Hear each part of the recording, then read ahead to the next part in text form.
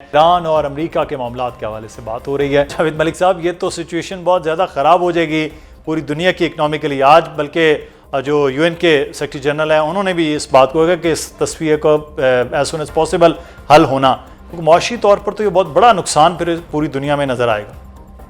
जी absolutely जी definitely negotiation style में उनका चीज़ों को थोड़ा लंबा करना सामने आता है। लेकिन देखिए, जब इन्होंने ब्लॉकेड की थी सबसे पहले, ईरान ने अपना हॉर्मुज़ को बंद किया, और फिर अब काउंटर ब्लॉकेड जो अमेरिका ने की हुई है, बहुत से जो ऑब्जर्वर्स हैं वो ये कह रहे हैं कि इस काउंटर ब्लॉकेड के बाद ईरान के पास भी वक्त इतना नहीं है, क्योंकि उनका जो एक ही सोर्स ऑफ इनकम था, जो वो कुछ तेल वगैरह एक्सपोर्ट करते थे कुछ ममालिक को, वो बंद हो चुका है। और अब ऑब्वियसली वो एक हद तक ही उसको खींच सकेंगे। तो मुझे लगता ये है कि उनके लिए भी जो क्लॉक इज टिकिंग, वो भी ये नहीं समझते कि इस मसले को ज़्यादा तवालत दे सकेंगे। I don't think they can afford it either.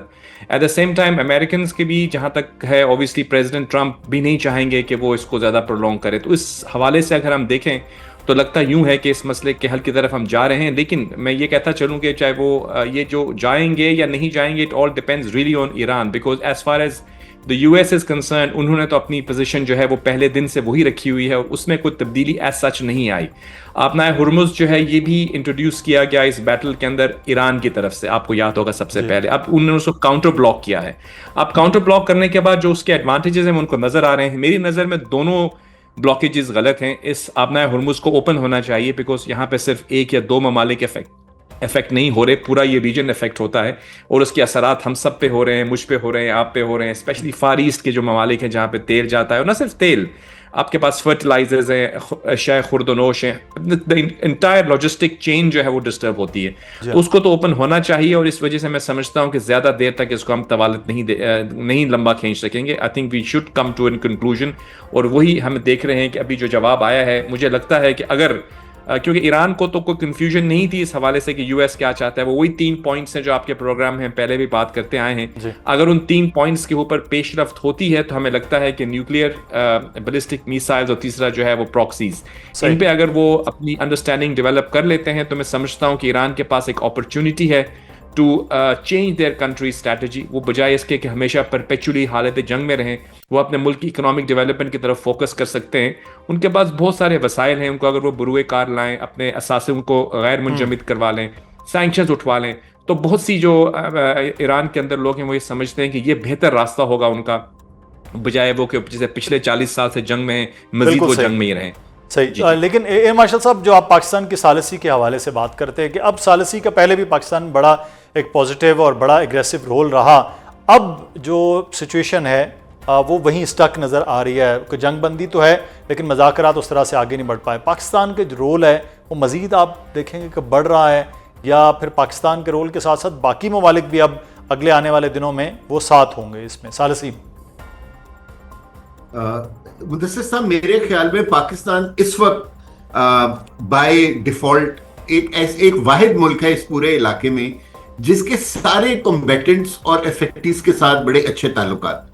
हमारे इस वक्त अमेरिका के साथ बहुत अच्छे ताल्लुकात हैं, हमारे ईरान के साथ बहुत अच्छे ताल्लुकात हैं, हमारे सऊदी अरेबिया, चीन, रशिया और गल्फ कंट्रीज के साथ भी बहुत अच्छे ताल्लुकात हैं। सो सालिसी के रोल में पाकिस्तान से बेहतर इस वक्त कोई मुल्क नहीं हो सकता। और मेरा ख्याल है कि पाकिस्तान जिसमें बेहतरीन तरीके से किरदार अदा कर रहा है, इसको इसी तरह करते रहना चाहिए। गो के इस वक्त we are not the moderators any more, we are the facilitators again now.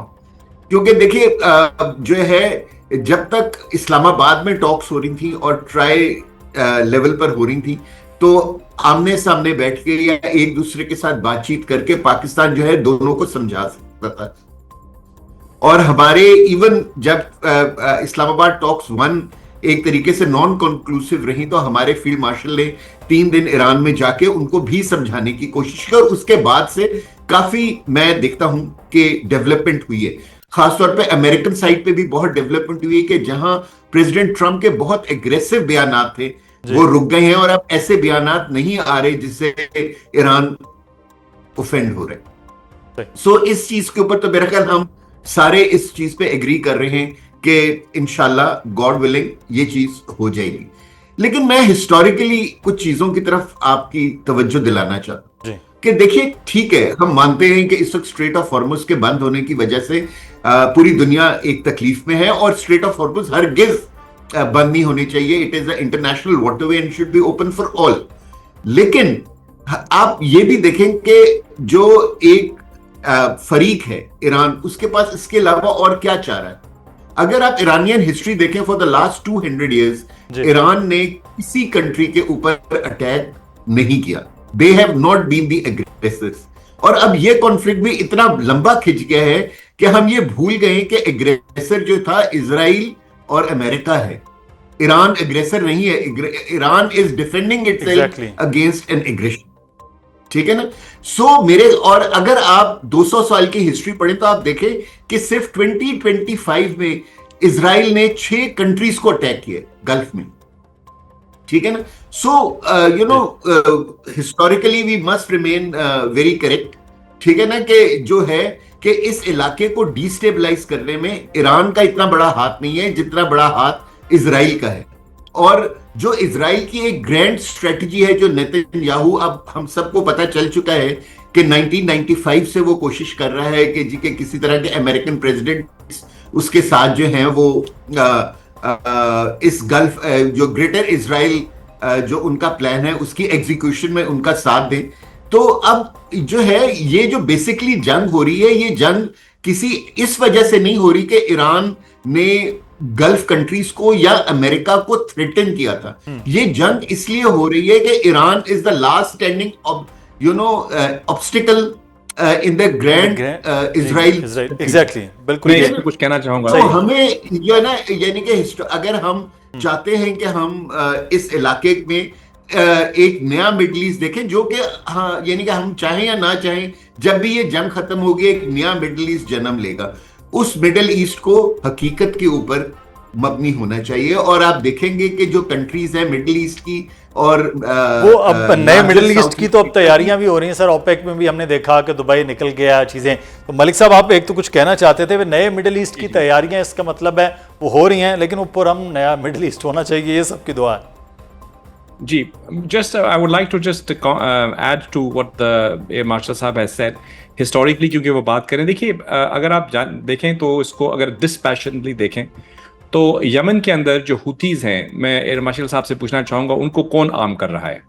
Hezbollah को कौन आर्म कर रहा है? सीरिया में किसने जंग लड़ी थी?